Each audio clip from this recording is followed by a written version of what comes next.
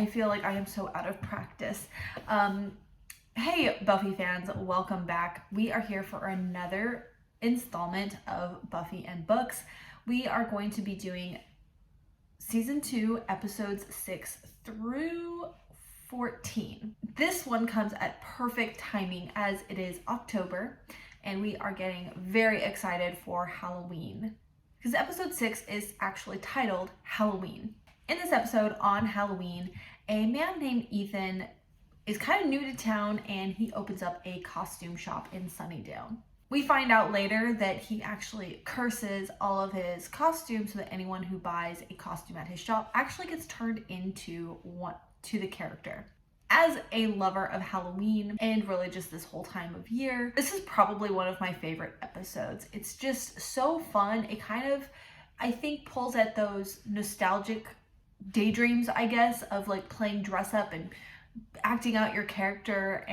And as far as our characters go, there's a lot of character development. I think that every single episode really does lend to a little bit more character development. But in this one, our characters are kind of grappling with their identity issues and kind of accepting who they are. Well, in particular, Buffy. So as we know, Buffy has always been grappling with her identity between being the Slayer and being a normal girl and having these two lives kind of coincide. And in particular, we're dealing with her relationship with Angel and how this identity issue comes up with her dating life. There's a scene in particular where she and Angel plan to meet up at the Bronze, and on her way there, she gets attacked by a vampire, ends up having to show up late. When she arrives, Cordelia is there just looking perfect, the ideal perfection. You know, her hair is perfect and her outfit is perfect, and Buffy is like, my hair is messed up, I've been rolling around in a graveyard and I have vampire dust all over me. This sucks. And so she proceeds to just, out of frustration, want to leave. So this kind of goes into her decision for choosing the costume that she chose. So when they go shopping for their Halloween costumes, she sees this fancy dress that looks like a period piece from when Angel was younger. You know, the time that he was human. I guess 250 years from that time. So I want to say it was like 1700s. Supposedly that time period. So for one night, she wants to be the kind of girl that Angel would have dated. For Willow, this means she is really shy. She kind of dresses kind of nerdy, I would say, and covers up a lot. And as they're getting ready for Halloween, Buffy is like, hey, why don't you be who you're not? You know, this is the night about just being who you're not, and dress up. And I don't even know what she was supposed to be dressing up in. Maybe a Slayer, because she was like kind of wearing Buffy's clothes with her hair up and kind of got this edgy look to her. She gets too shy and puts on the ghost costume, and there's that. Xander, on the other hand, he's like a teenager. He's like, I don't really care about Halloween. He ends up picking up like a toy gun, and that's supposed to be his costume. It's like Army Man. They're getting all these costumes because Snyder, the principal, has recruited them to take out the little kids for trick-or-treating so that the parents can have like a parents' night. So once this whole curse takes action, they all start turning into their costumes and chaos ensues. To add to the issues, Spike is back. And he discovers that Buffy the Vampire Slayer is Buffy the damsel in distress for a night and would be so easy to kill. Willow turns into a ghost and Xander is full-on army guy, and Willow does have recollection of like what's happening. She has to take the lead role in kind of solving this issue because Buffy doesn't know what's going on. Xander has no idea what's going on as Cordelia is actually in a position to protect Buffy, and it's just so funny. It's so funny the role reversals on this. Oh, and for once, Xander is also the protector instead of Buffy, because that kind of plays into his identity issues, because he really struggles with the idea that as a man, he's less manly, and there's a girl out to protect him. So they kind of get this whole role reversal, and Xander is like now the protector. So this is truly a turning point for all of our characters, and Buffy develops more acceptance for herself. She and Angel have this kind of heart to heart, and Angel's like, I like you for you. I never really liked those girls who. So this episode kind of brings Buffy and Angel a little bit closer. Willow breaks out of her shell and realizes that she doesn't really need to hide so much, having to be in the role of having to make decisions and be like, God, Buffy, you're being ridiculous. Xander, what is wrong with you? And having to take the lead and go track down Giles to tell him what's going on and help solve this. And just the whole idea of like being a ghost and being dead for a night was so not fun. She hated being kind of like helpless in that way, and so she's just like, screw it, I'm tired of hiding. And then we have this little mini scene where Oz gets to kind of see her for the first time out of her shell. Really just a glimpse of her walking across the street in her like Buffy outfit. This is kind of twofold. I don't know if I particularly like this. They do kind of make up for it in other scenes when Oz is really kind of getting to know Willow more, but you get a glimpse of her walking across the street, and she's confident and she's assertive in this scene, other than other times where she's probably a little bit more in her shell. And I think that's really what you're supposed to latch onto. However, it can be taken for, oh, now she's wearing a short skirt, so now she's attractive, now you see her. But as I said, they do kind of make up for it. Also for Cordelia and Xander. So Cordelia and Xander are kind of like always like, she's always making fun of him for being less than a man and having a girl protect him and everything like that.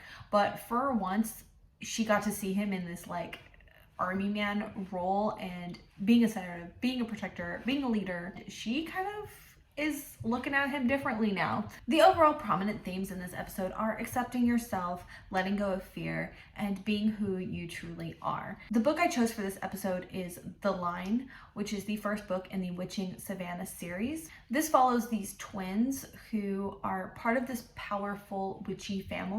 And this is truly such a fun, fast-paced story.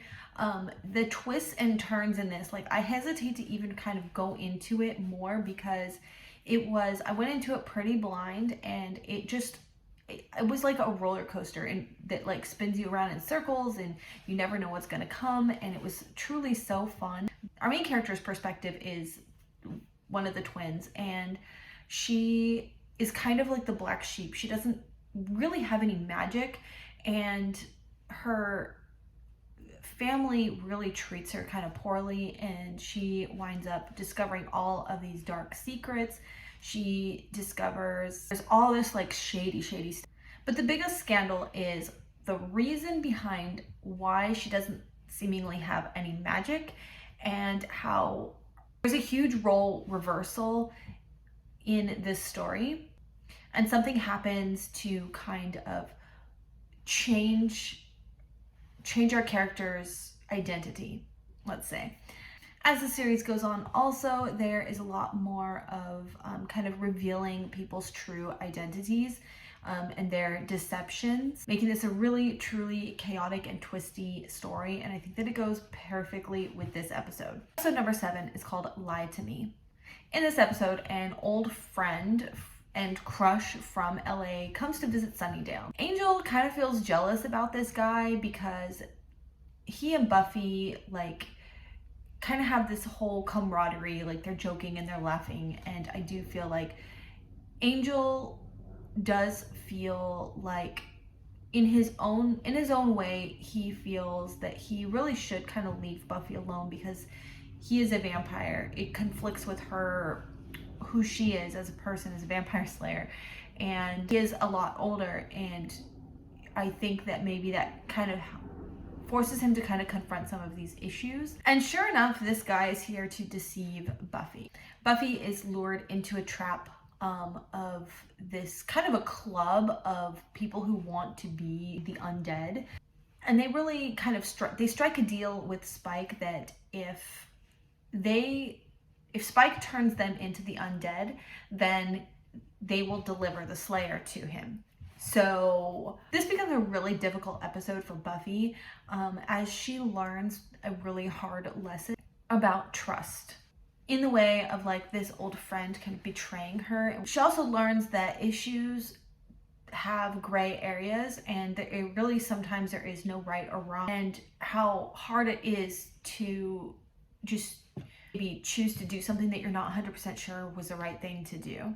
In that, she kind of becomes aware of other struggles of growing older, and it's like one more step towards maturity and adulthood. Things are not always right and wrong, and they're not always black and white. The book I chose for this was Where the Crawdads Sing. This is about a girl called the Marsh Girl, which the townies have coined her the Marsh Girl, but her name is Kaya, and she is a complete outcast. She's basically abandoned and isolated due to circumstances that are completely not her own.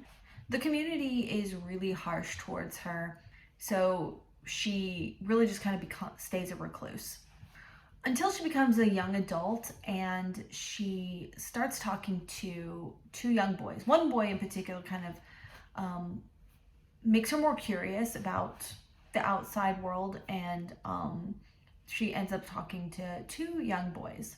Well, one of them ends up dead. They immediately accuse Kaya. This story is definitely a coming of age book, and really definitely for Kaya deals with that particular issue of kind of putting your trust out there, putting your trust into people, and then having that trust betrayed.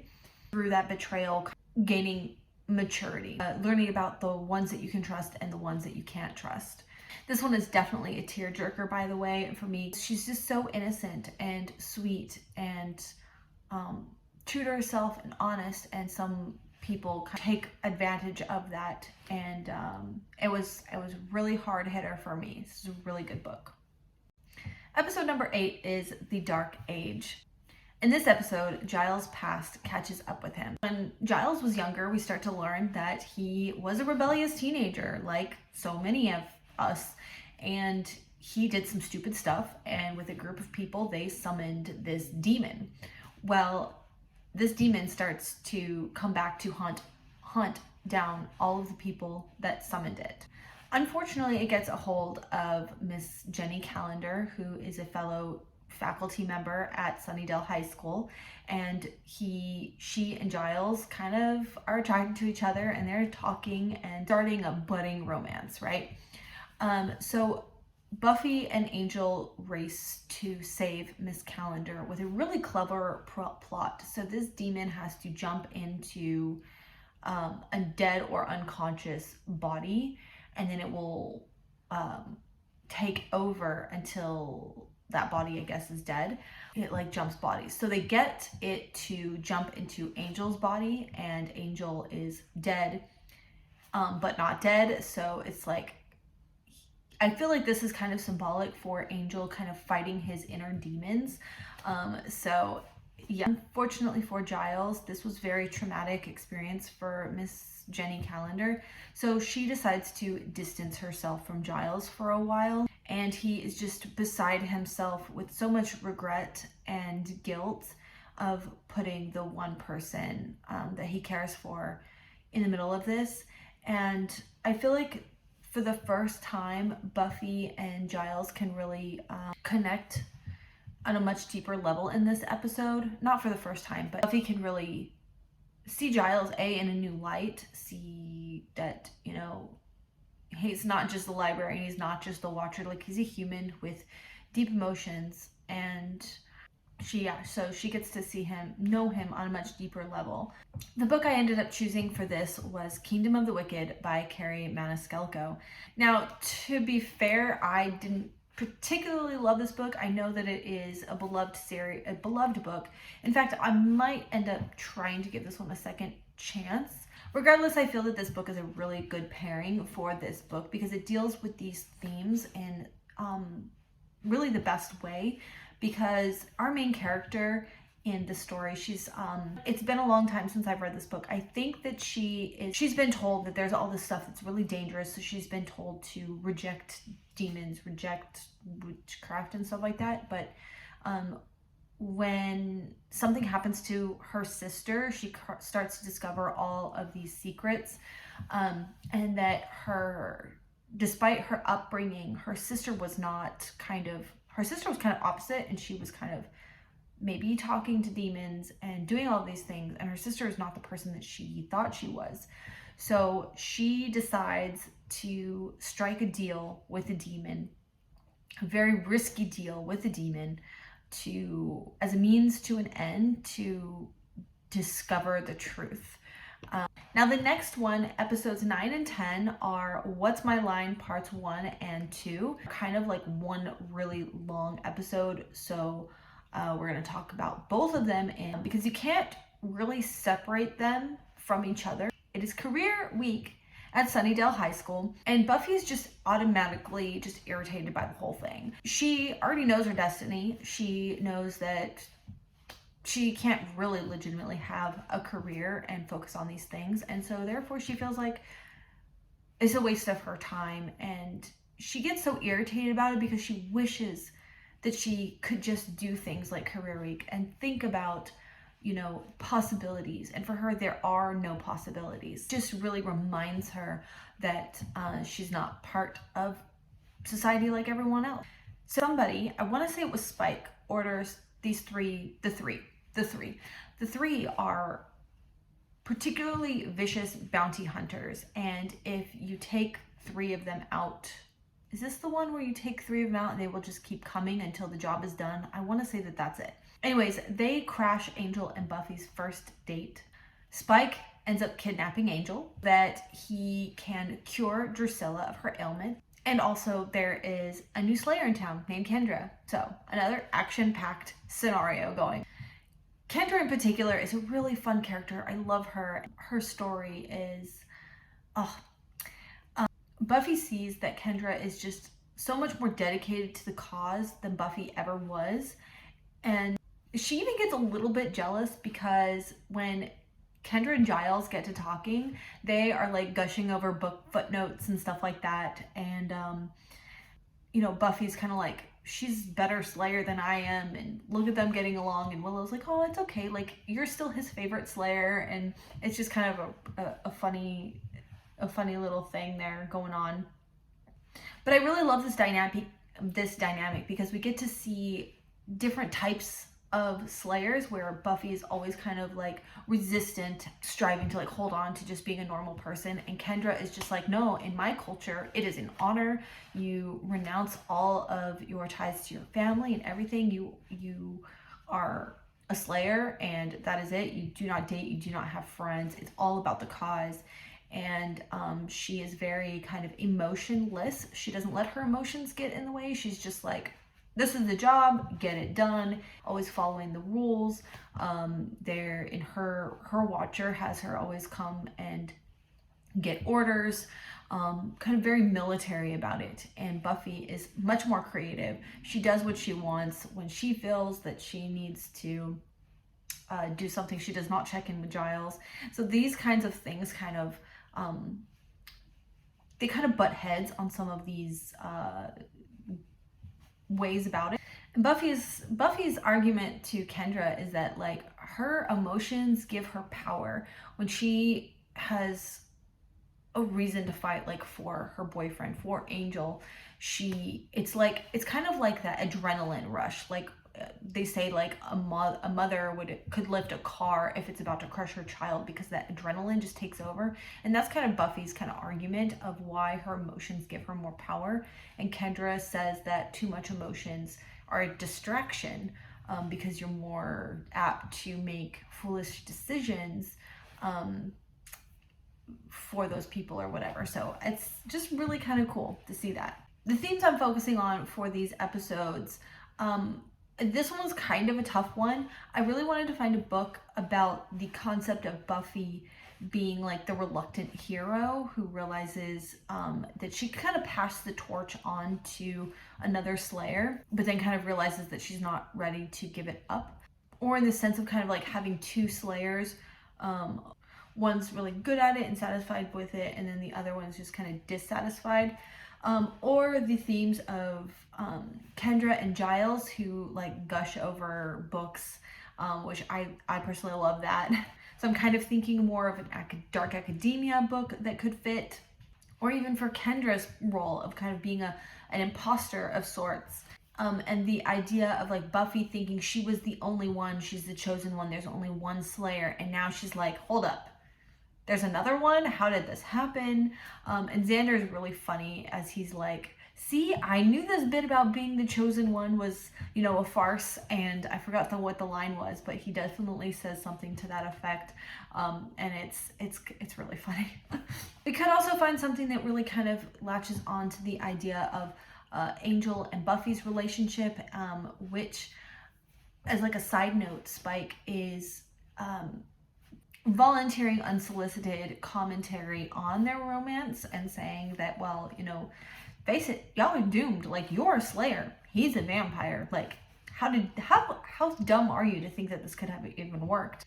As well as Kendra's reaction to their relationship and just their romance. And so this was also a really compelling angle, and I love all of these three main kind of talking points. So I have two for this one. The first one I have is Delirium by Lauren Oliver, and this is a dystopian world where we follow our main character who lives in this gated city, and then on the outsides of the gate is just like the wilds. But inside the gate, in this dystopian world, they have found a way to banish love, and when kids reach a certain point, they can have this surgery procedure done that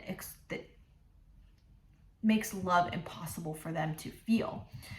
And our main character, all her life, she's been gung-ho about this procedure, and her friend, on the other hand, has been a little bit more nervous about the idea and has like a little bit more difficult time with this time approaching near.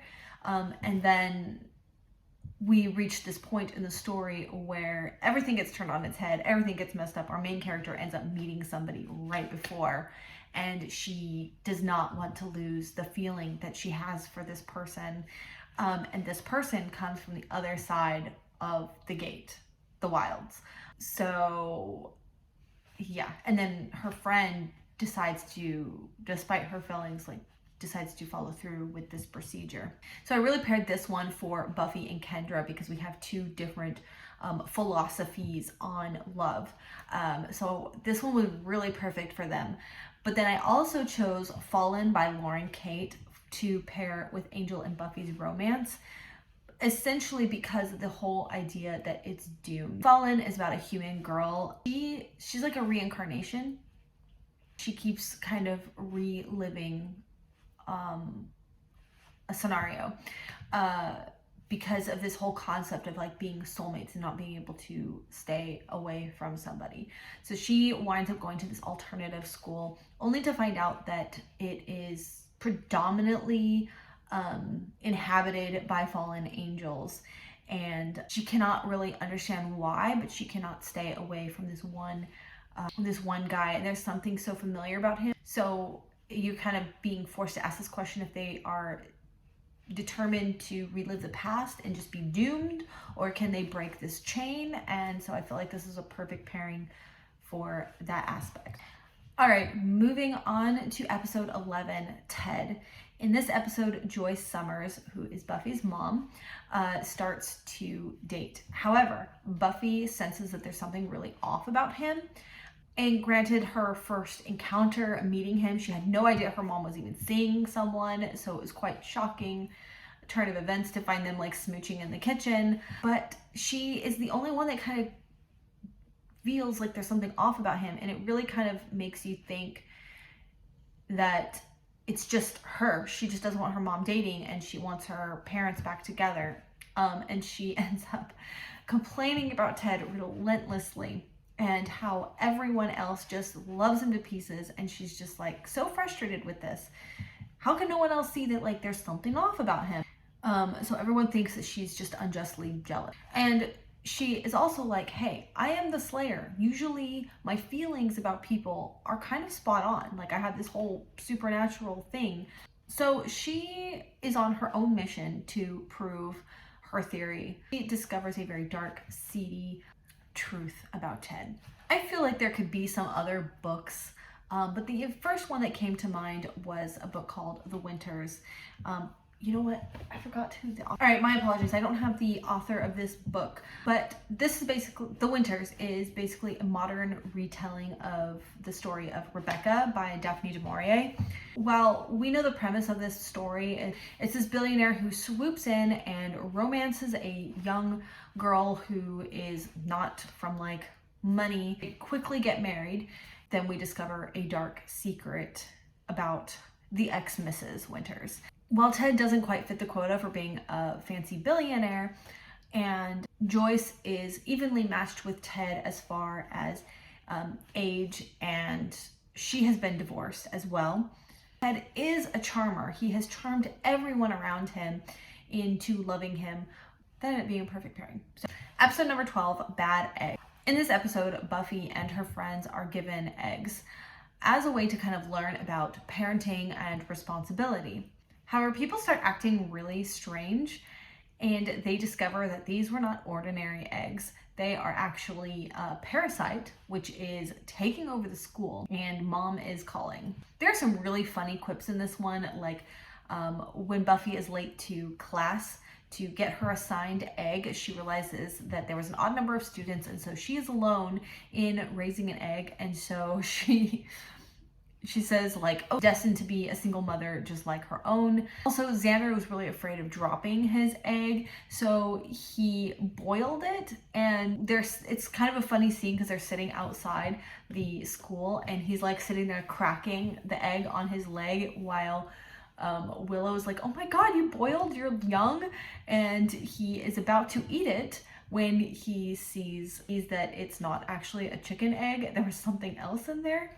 The book for this episode is The Host by Stephanie Meyer. The most obvious reason that there are aliens that are like parasites that kind of take over, that embed themselves into a host and take over. But also because while in bad eggs, they are actually kind of gross. They really have this hive mentality. The mom parent beastie of these eggs is like having, when it takes over their host, the hosts then become these like little drones that keep going back to the nest and taking more eggs out and planting them everywhere. Whereas in the host, they are really sweet, peaceful aliens that are really trusting, and they create a place with no crime and kind of create this utopia. But the main character in the host has this little brother that she's trying to protect, and that responsibility is her driving force for other decisions that she makes.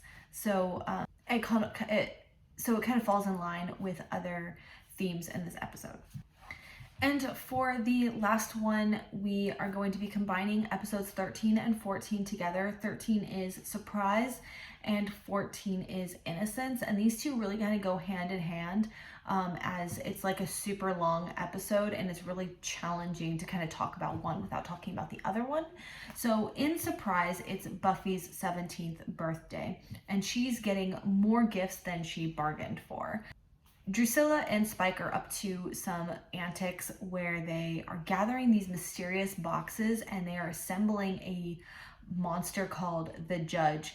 And the Judge is probably one of the scariest beasts that they have had to face yet, because if left to assemble, if he gets out, basically it's like Armageddon. Also, Buffy loses her virginity to Angel. This becomes a huge turning point in the story and completely just derails everything. Because Buffy, and to be fair, Angel, really did not understand the consequences of getting intimate, because they didn't understand that this action would bring Angel to feel true happiness and therefore breaking the gypsy curse. And it's also where we learn more about the curse, because up until this point, we just know that he's cursed, but we don't know the details and the ins and outs of this curse. In the next episode, Innocence, we learn how Angel was such a terror in his past before he was cursed, from the time that even as a human, he was not a great man. He was a kid, really. He was like 17-year-old kid. So he was out partying, drinking too much. He had a very rough relationship with his dad. So he really acted out a lot, and so he just wasn't a great human being. So then when he becomes a vampire, he really just takes cruelty to the next level. So we learn that his last murder was of this gypsy girl, and the gypsies came together and cursed Angel to feel everything his victims would have felt. And so for a long time, I want to say they said like 10 years, he was so wrecked with all of these feelings of his humanity that he just could not function anymore. And he met someone that kind of got him back up on his feet. And I don't know if you learned about all of this in this episode. I think you learn about this in some episodes to come. But the act of true happiness will be the thing that would break his curse. So after their night where they slept together, Buffy wakes up and he's gone. And she also did not mean to spend all night out. And so her mom is going to be absolutely livid, and he just disappears on her, and she's very confused by this. And so when she does finally see him, he acts very cold towards her and says some very mean things, which kind of brings us into some other themes of abusive relationships, losing your innocence, and Angel losing his humanity, plus other themes of her like sleeping with an older guy.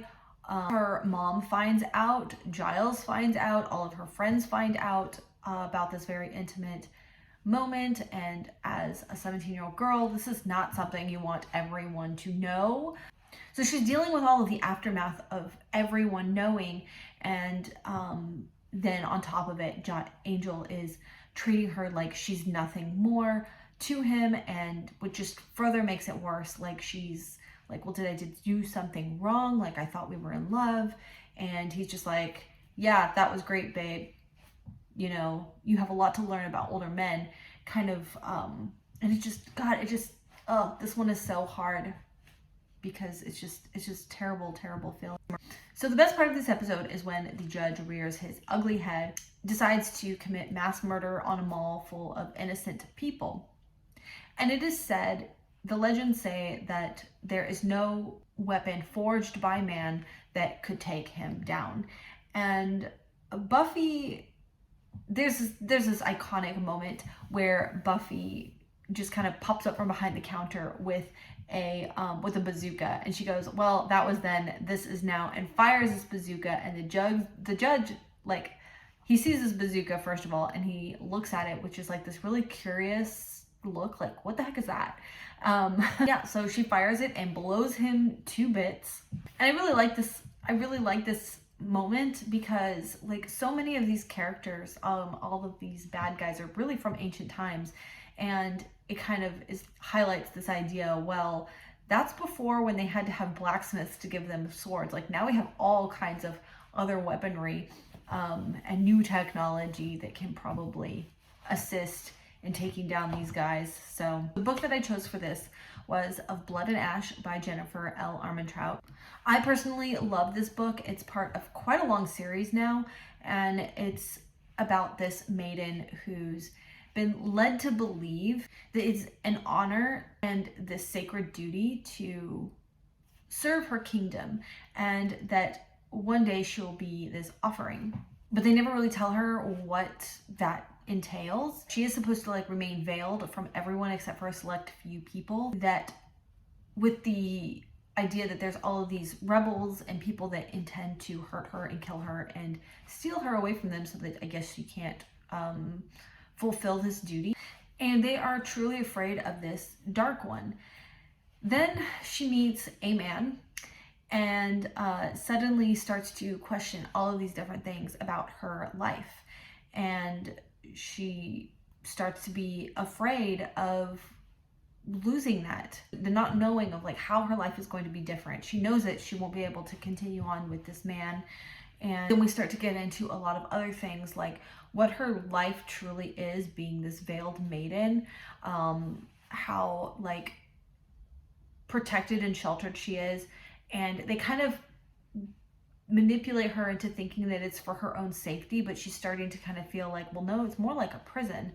The fact that some other things kind of crop up, like how she is truly treated, while it kind of seems that she's put up on this pedestal and she's got this amazing life.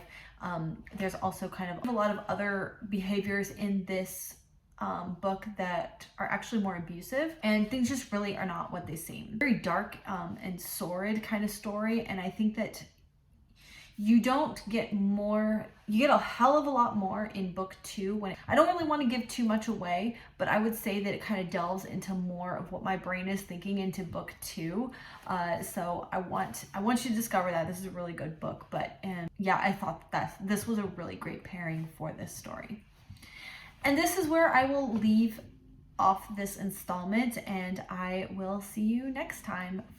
And this is season, in this season, we actually, I know in the first season we only had like 12 episodes, but there are 22 episodes in this season, and then every season after has about 22 episodes, so they'll be kind of similar, with a few more episodes per video. So we'll be able to do episodes 14 through 22 in the next installment, and I will see you for that. Thank you for watching. Bye.